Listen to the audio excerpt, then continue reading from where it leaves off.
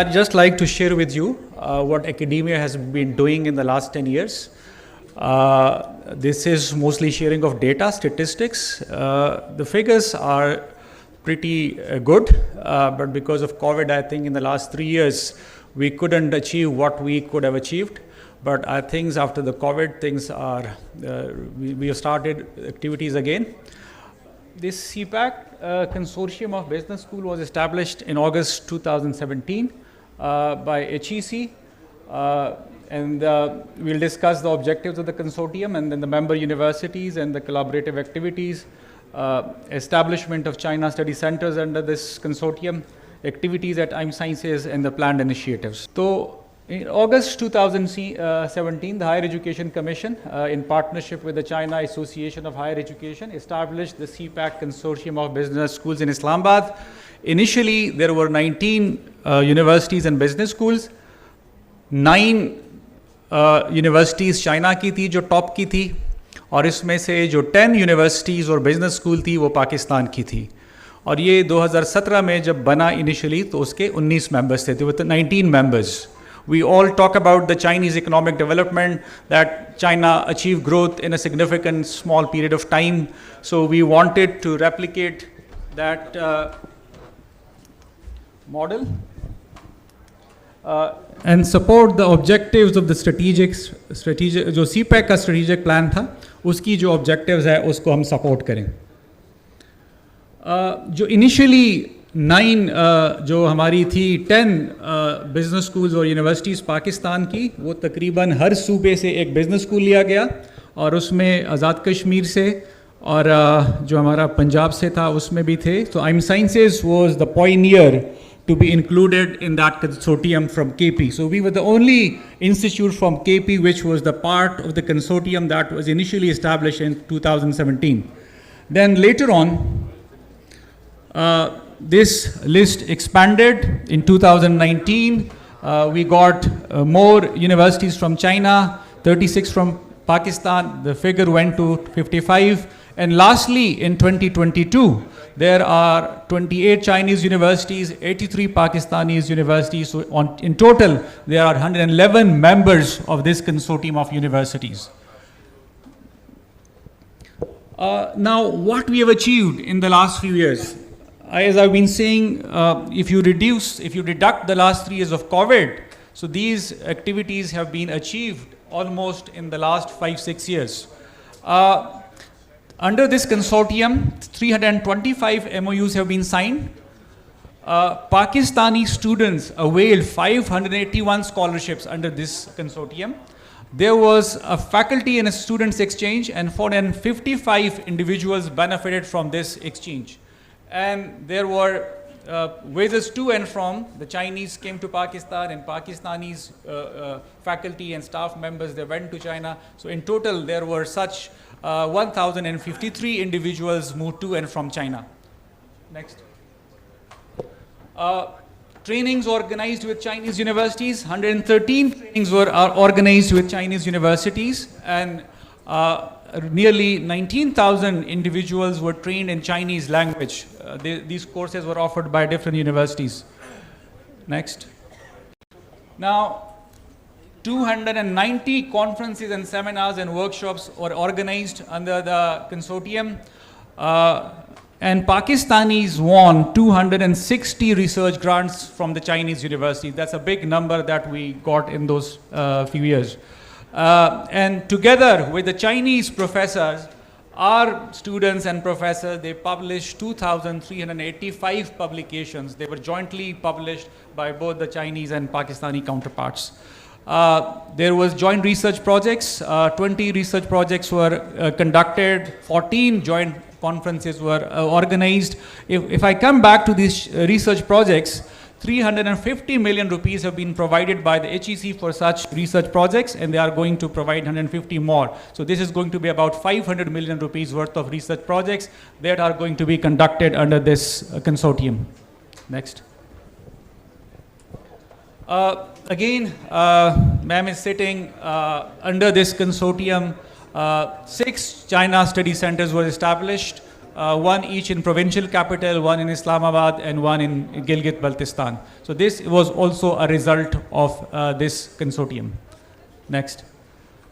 Now, what are going to happen next in Pakistan? Although this center has almost become functional, in Islamabad, Quaid-e-Azam University, a China-Pakistan Joint Research Center on Earth Science has been established, and it has become almost functional, and they have carried out their activities.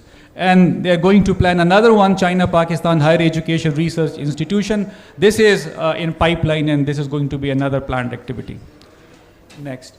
So what we have done, what IMScinces has done, as I said, IMScinces was a pioneer member of the consortium. We signed an MOU with Zhejiang University. It's one of the top 5 Chinese universities. There are 3,000 universities in China, and this university is among the top 5.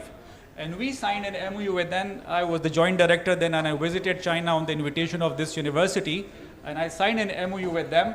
And under this MOU, the Zhejiang University is offering a program which is known as Innovation and Entrepreneurship Summer Program. There was a quota of 30 students from all over the world. And I was able to get a quota of 5 for IMScinces out of the 30 for the whole world.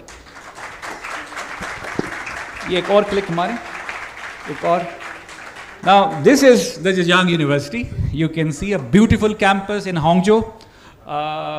They have a lot of funding for research, and for 2 consecutive years, our students went to Zhejiang University for the summer program, and then because of the COVID, we could not continue, and hopefully, inshallah, soon we are going to resume this. So I personally visited, and this is the Associate Dean of the Zhejiang University, and we signed this MOU. Please, next. Now, I also attended the meeting of the consortium of universities at Fudan Universities, again, one of the leading universities of China, among the top 10. We also, IMScinces, established the first Chinese language test center in KP. My friends have left Peter. Because of his support, I was able to invite the people from Hanban to IMScinces, and they were kind enough to authorize us to conduct the Chinese language test at IMScinces, and we were able to provide this facility to students from all over KP, because previously they all had to go to Islamabad. And once we had this center at IMScinces, they all would come to us. Again, because of COVID, it was discontinued, and just today I discussed with Peter that we are going to resume. This time it's going to be online. Now, we also established a CPAC Industry Government Academia Consortium. The meeting was held at the KP Assembly. We invited all the business, all the companies that were working in the Chinese companies in Pakistan. They were also part of this meeting. The academia was there, the government was there. So we wanted, but then again, as I said, because of the COVID, we could not continue with the activities. IMScinces also organized a conference at IBA Karachi. It was a joint conference. We were together with IBA Karachi, LUMS, and IBA Sakar. Next. Now, what is that we are going to learn from the best practices of China? Now, we all have been talking about that China's distinctive growth model necessitates meticulous examination to extract valuable insights. What sets China growth model apart is not only its transformative nature, but also its unprecedented rate of change. We know that transformation has been happening in China, but the speed at which it has been happening is something, which is a case study. So what we need to do is that we need to study that model, and we need to try to learn from that, and we need to implement that.